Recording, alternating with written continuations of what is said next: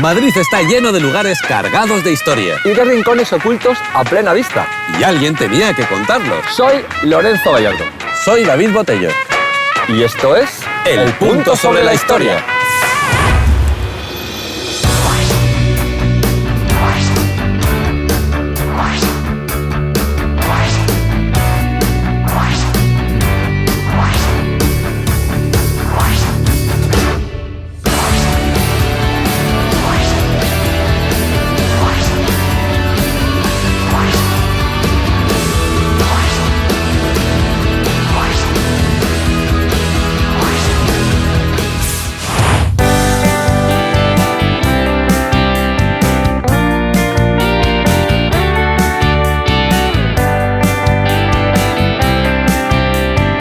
Pedalear por la calle de San Bernardo es pasear por una parte de la historia de Madrid. En tiempos de los Austrias esta era la calle de Fuencarral Baja, porque de aquí salía el camino a Fuencarral y Alcobendas. Más tarde se llamó calle de los Convalecientes de San Bernardo, porque en tiempos de Felipe IV había un viejo hospital y hoy sencillamente la llamamos calle de San Bernardo. San Bernardo, no Bernardos, que para eso hace falta ir por la calle Alcalá y llevarlos apoyados en la cadera. ¡Empezamos!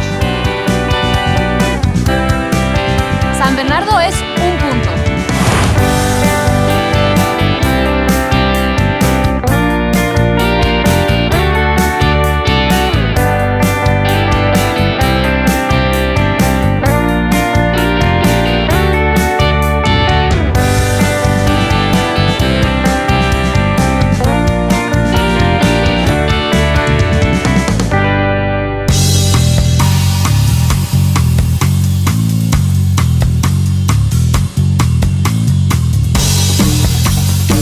Este es el edificio Carrión, coronado por uno de los emblemas de la Gran Vía, el cartel de Sueps, que lleva aquí desde 1969. Y sigue aquí gracias a un indulto administrativo, porque hay una legislación que prohíbe este tipo de carteles en edificios. Esta joyita fue perdonada junto con otros grandes clásicos, como el cartel del tío Pepe de la Puerta del Sol o el toro de Osborne de las carreteras de España. Pero, ¿quién es el señor Sueps? ¿En qué lugar se enamoró de ti? ¿O a qué dedica el tiempo libre? Todo empezó con un alemán llamado Jacob Suep, sin S, que en el siglo XVIII inventó el agua carbonatada y creó un imperio comercial. Suep inventó el primer refresco carbonatado de limón y empezó con tan buen pie que el rey inglés Guillermo IV apadrinó la bebida. En 1870, Sueps patentó la tónica, una mezcla de limón, soda y quinina. Triunfó entre los militares ingleses destinados a la India como remedio para la malaria. En 1912, un comercial de la empresa se llevó la bebida a Nueva York. Y va el tío y se monta en el Titanic. El tipo se salvó milagrosamente y la botella de muestra que llevaba en el Titanic se rescató 100 años después en perfectas condiciones. Ya todo esto, tío, qué sed, ¿no? Pues ya te digo. Madrid es un punto.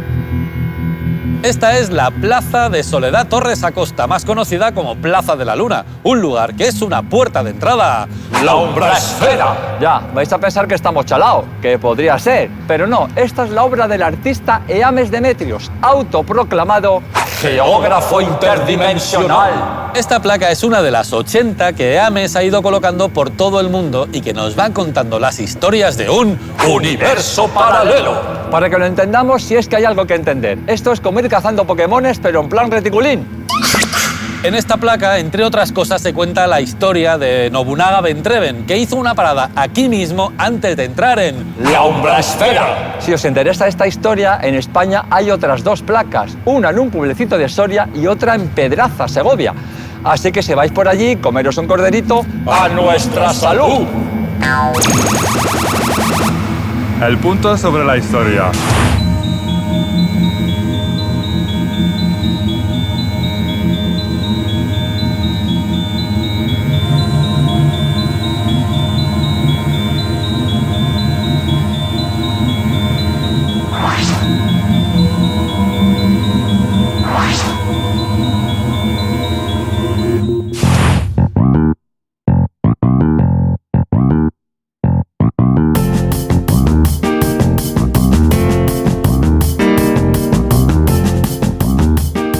Calle Desengaño, corazón perdido, sangra por un caño de sombra y de olvido. Bueno, maestro Sabina, un saludo y nuestras disculpas. Vamos a contaros el porqué del triste nombre de esta calle, la calle Desengaño. Cuenta la leyenda que en el siglo XVII había aquí dos hombres batiéndose en un duelo a muerte. El caballero de Gracia, el de la calle, contra un tal Vespasiano de Gonzaga. En el momento cumbre se cruzó un zorro y detrás del zorro una mujer con el rostro velado. Vamos, lo normal. Dijeron, che, espérate, quieto parado. ¿Tú has visto eso, tío? Así que se dejaron de duelos y fueron detrás de esa locaza a ver quién era. Cuando por fin la alcanzaron, descubrieron que la buena mujer era un cadáver. Así que los dos dijeron: ¡qué desengaño! Claro que eso no explica por qué una señora iba corriendo detrás de un zorro como una loca. El punto sobre la historia.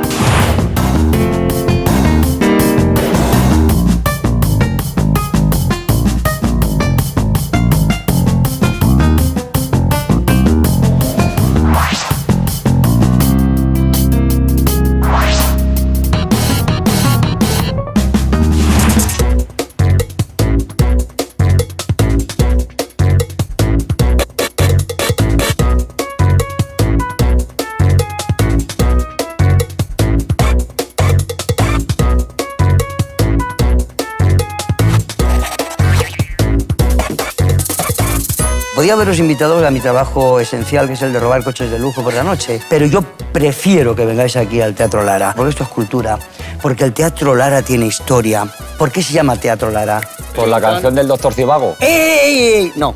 Mira, se llama Teatro Lara porque esto lo construyó un carnicero, ¿vale? Y le llamaban el carnicero de Antón Martín. Ese señor era muy listo, se hizo a sí mismo. En la guerra de los carlistas, sobre todo con el ejército liberal, se hizo abastecedor, es decir, fue a abastecerle, supongo que de carne y de todo esto, e hizo su dinerito.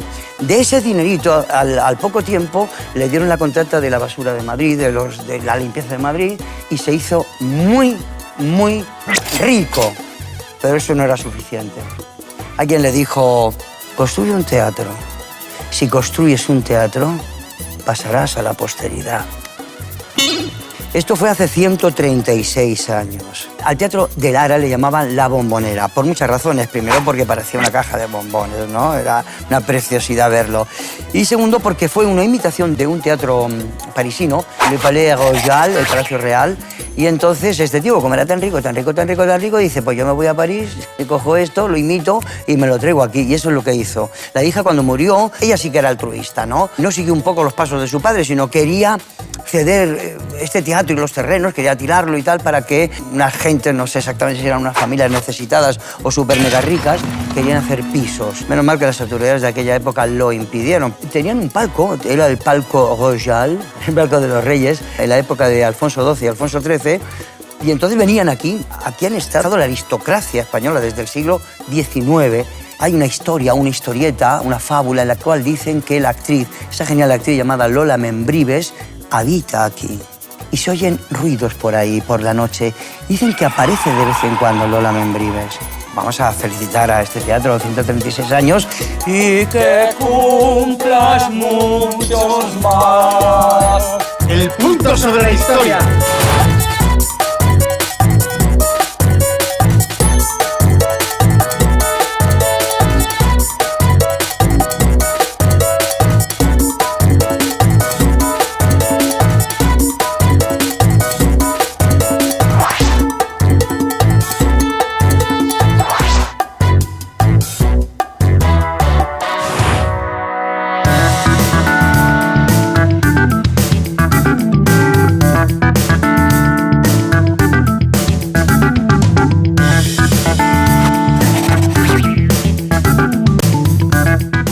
invitado a venir aquí, la Plaza Carlos Cambronero, al lado de la calle El Pez, porque en el año 1807 más o menos había una escuela, la escuela de Pestalozzi. Pestalozzi fue un revolucionario de la educación. Era un suizo que estableció un método en el que llegó a decir cosas tan novedosas en la época como hay que hacer deporte, no hay que pegar a los niños y además tenemos que motivarles, tenemos que hacer que ellos vayan aprendiendo. Bueno, este señor era Pestalozzi. Estamos hablando de comienzos del siglo XIX. El rey Carlos IV, su valido Godoy, que era mucho más interesante de lo que dijeron después sus detractores, invitan a Pestalozzi a hacer aquí una escuela. Pero no para que vaya cualquiera, no, para que vayan hijos de militares, para que vayan los hijos de la nobleza, es decir, lo más granado de la época. Godoy quería ir cambiando España. Aquellos que iban a llevar el ejército y la política iban a aprender del método de Pestalozzi. La pena es que solo estuvo 2 años, 1807 y 1808, porque la España de la época era para darle de comer aparte. Gente reaccionaria, que si la alta aristocracia, que si el clero echando para atrás, y le cerraron la escuela. Estamos hablando de marzo de 1808. Un mes más tarde de que se cerrara esta famosa escuela, surgió el famoso motín de Aranjuez, cuando Fernando VII le quita a Carlos IV, que era su padre, la corona. Luego tiene que ir a Francia, bueno, el tema de Bayona, y recordar que en 1808 es cuando empieza la famosa Guerra de la Independencia y el inicio de las famosas 2 Españas. Bueno, pues todas esas cosas, esos contextos, aquí, en esta plaza, en la escuela de Pestalozzi. No me digáis que no es interesante conocer este Madrid que vosotros nos enseñáis también. La historia es un punto.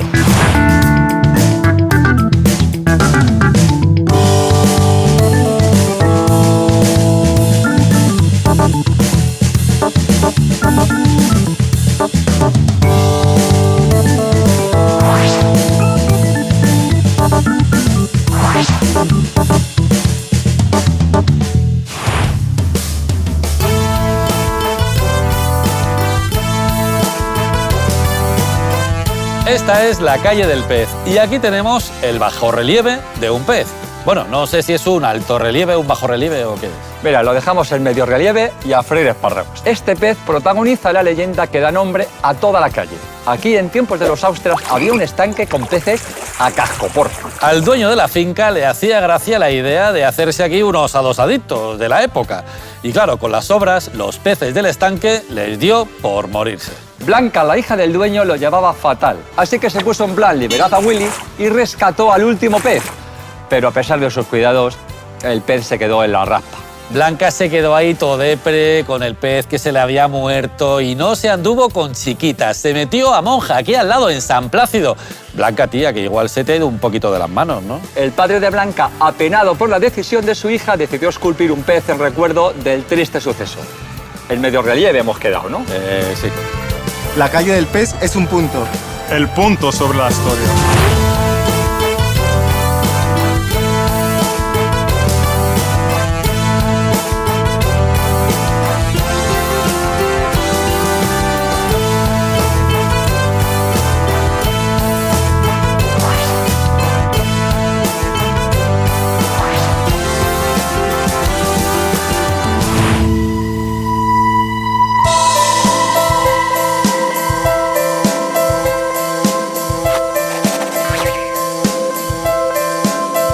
Quiero presentar a Julia.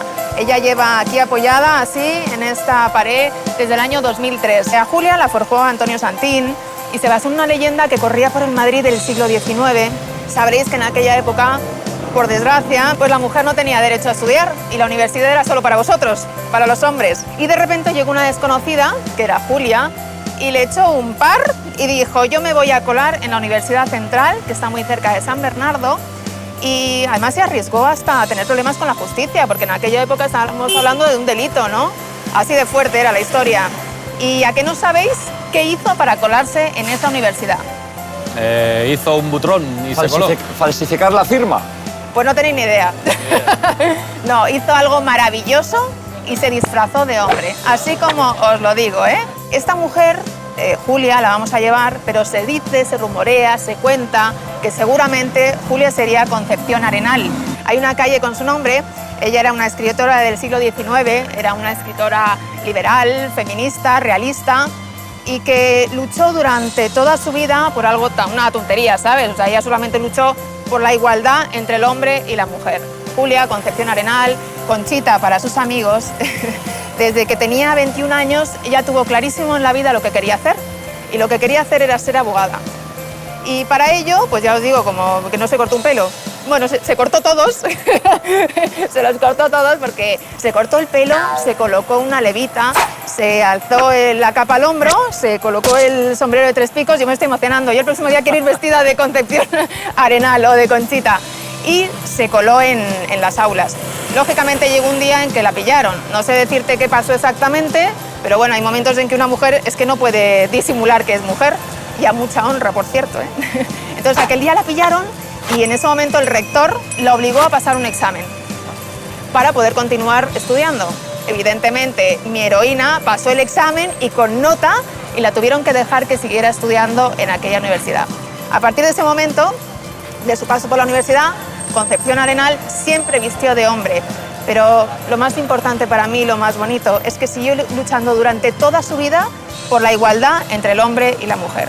Y os tengo que confesar que más de un día, que como paseo mucho por aquí, esos días que tienes un poco de bajón, me vengo aquí, la miro y digo, venga Julia, échame una manita para tener valentía y luchar por los sueños que queremos, porque se cumplen. La historia es un punto. El punto sobre la historia.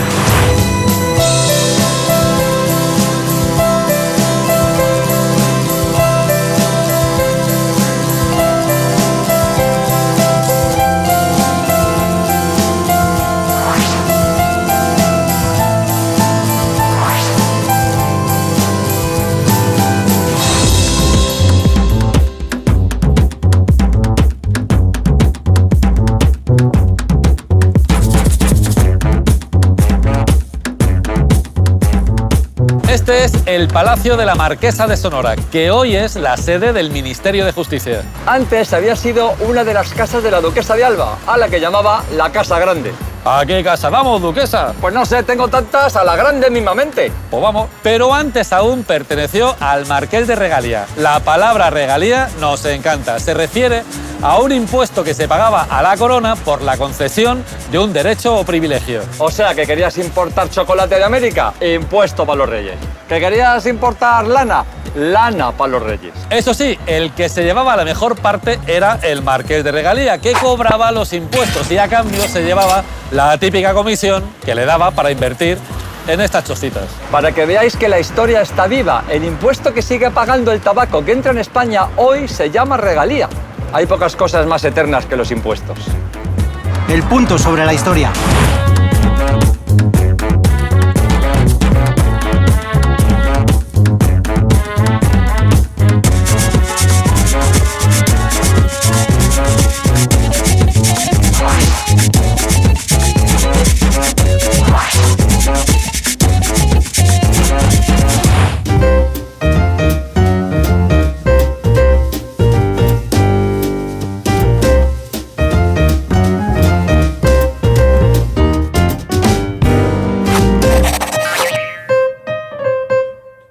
Os he citado aquí para presentaros este palacio donde vivió la familia Bauer, por eso se le conoce como Palacio Bauer. Fue una familia de banqueros muy poderosa en Madrid en el siglo XIX y principios del XX. El primer Bauer que llega aquí a Madrid es Ignacio Bauer, un banquero judío que viene como agente de los Rothschild, de la agencia Rothschild. Rothschild le daba a Bauer el 50% de los beneficios. Se mete en todos los negocios habidos y por haber. Vienen a vivir a este palacio que se convierte en el centro de la alta sociedad por los banquetes que hacían, las tertulias. Y aquí estaba la banca Bauer. Y entonces aquí viene toda la aristocracia, vienen muchos políticos y nacen las relaciones con la corona. De los 4 hijos, el que destaca es Gustavo y él es el que continúa con todos los negocios de su padre. Hay que tener en cuenta que se hace con el Parque del Capricho.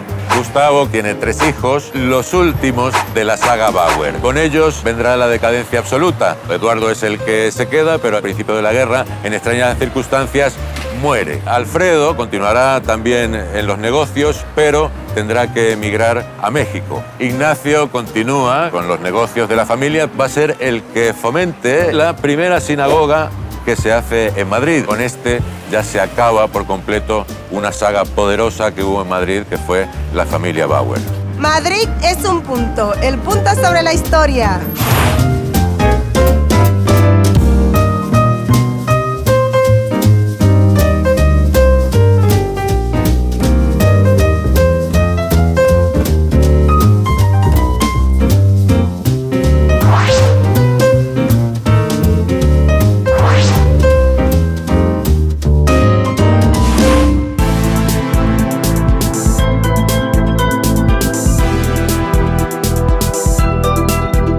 Este pedazo de edificio tan pintón y decadente se llamó el Caserón de San Bernardo. A partir del siglo XIX se convirtió en la Universidad Central de Madrid. Por eso, desde entonces, se le llama a este barrio Universidad. Aquí estuvo el noviciado de los jesuitas antes de que llegara Mendizábal. Desamortizator. Hasta que los expulsaron en tiempos de Carlos III. Es que antes, si mandabas en un país y no expulsabas a nadie, no te tomaban en serio. Los jesuitas tenían ideas muy avanzadas para la época. Y claro, esto a los poderes tradicionales les daba así como urticaria. Así que necesitaban una excusa para acabar con ellos. Y hete aquí que llegó el motín de Esquilache, ¿os acordáis? Aquel jaleo que se montó porque un ministro extranjero quiso prohibir a los españoles los sombreros de ala ancha y las capas largas. Se cargaron políticamente a Esquilache y de paso echaron a los jesuitas, a los que acusaron by the face de provocar el motín. Sí, los jesuitas serían el demonio, pero a los que les echaron no les dio cosa quedarse con sus riquezas y sus palacios, no os creáis. La historia de Madrid es un punto.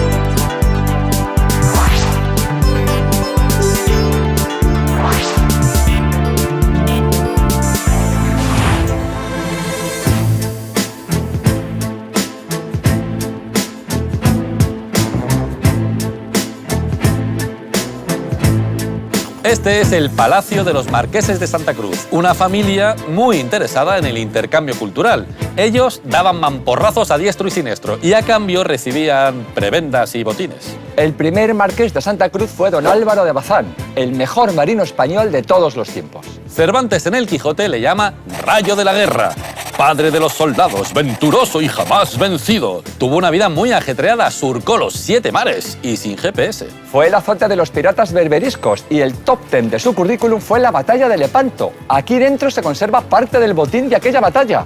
Y atención a su palmarés. Rendidas 2 ciudades, 8 islas y 25 villas. Tomados 36 castillos y fuertes, capturadas 1 galeaza, 3 carabos moriscos, 7 caramuzales turcos, 21 goletas, 27 bergantines, 44 galeras reales, 99 galeones y naves de alto bordo y 1814 piezas de artillería. Derrotas, 0.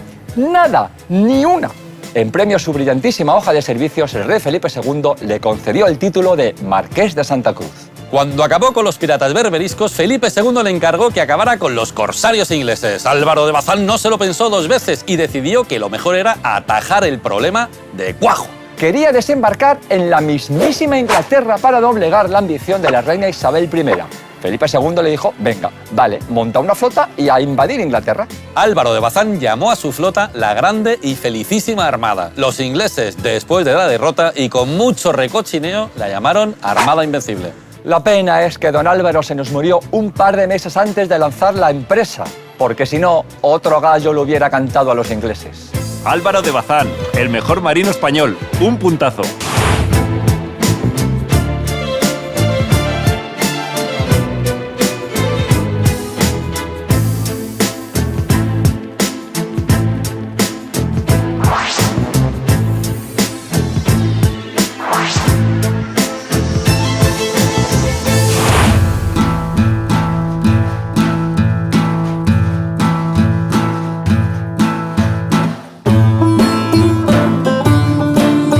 Esta es la calle del Espíritu Santo, que debe su nombre a un hecho sorprendente, por decirlo de alguna manera. En tiempos de Felipe III, los cristianos estaban muy preocupados por la pureza de la sangre.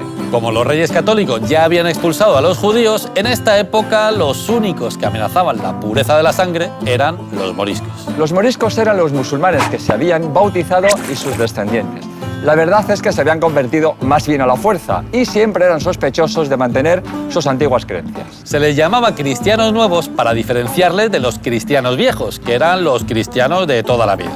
Esta zona de Madrid estaba ocupada por campesinos moriscos que trabajaban tranquilamente a las afueras de la ciudad. Hasta aquí los antecedentes. Y ahora la leyenda. Se cuenta que en tiempos de Felipe III, un día sin nubes, ni tormenta, ni nada parecido, cayó un rayo fulminante que redujo a cenizas las casas de un montón de moriscos. En aquella época el pueblo era muy supersticioso. Los cristianos viejos interpretaron lo del rayo como una señal del Espíritu Santo. El cielo mandaba un rayo mortal para hacer un acto de justicia contra los moriscos. Ya os hemos dicho que los moriscos eran sospechosos. En memoria de aquel hecho se colocó aquí una cruz con una paloma en el centro. Por eso la calle se llamó la calle de la Cruz del Espíritu Santo. La cruz desapareció primero de la calle y después del nombre, y así se quedó como la calle del Espíritu Santo. Madrid es un punto.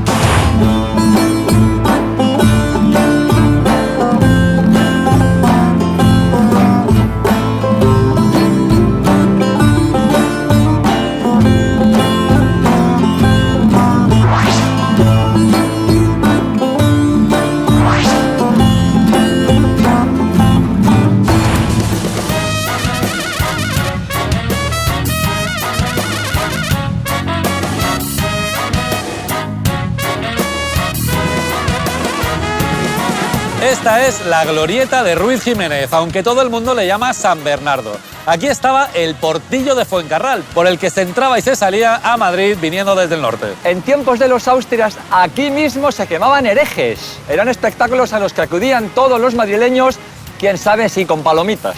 El evento se anunciaría más o menos así.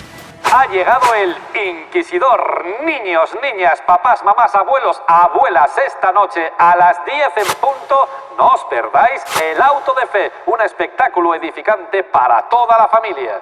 Con el verdugo Julián por primera vez en Madrid tras su exitosa gira por quemaderos de toda Europa. Herejes, protestantes, moriscos, judaizantes, abjuros, disfruten de una buena relajación al brazo secular. Penitentes e impenitentes, científicos e intelectuales, función única. Esta noche no se pierdan el increíble espectáculo de La Hoguera, La Hoguera, La Hoguera. Descuento para familias numerosas. En fin, que como eso de glorieta de la parrilla no sonaba muy bien, en 1934 se decidió ponerle el nombre del político Ruiz Jiménez. Pero vamos, San Bernardo de toda la vida. Madrid es un punto, el punto sobre la historia.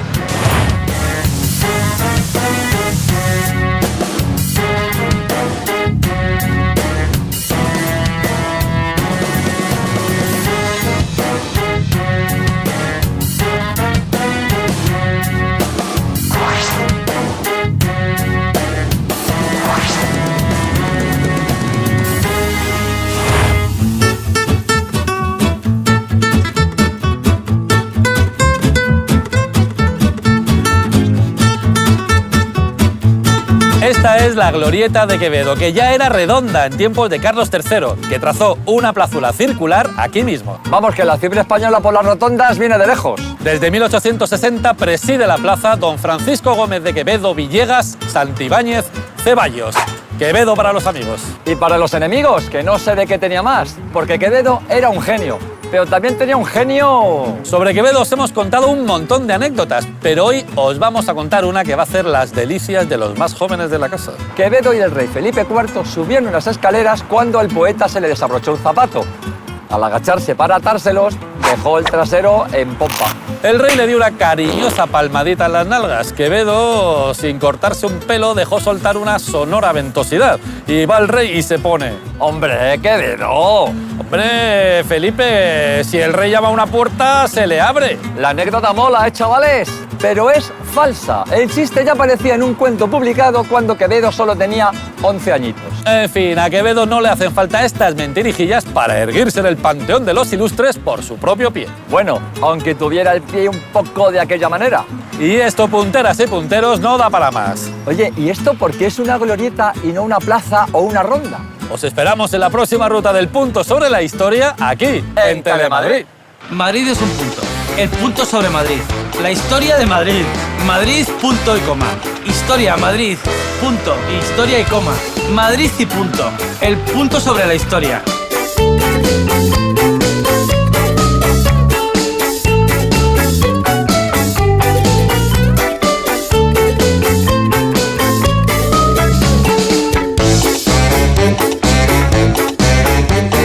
Punto sobre la historia. historia desde Tel Aviv, Israel. La historia es un punto sobre la historia. Toma ya. Ibiza en su punto. El punto sobre la historia.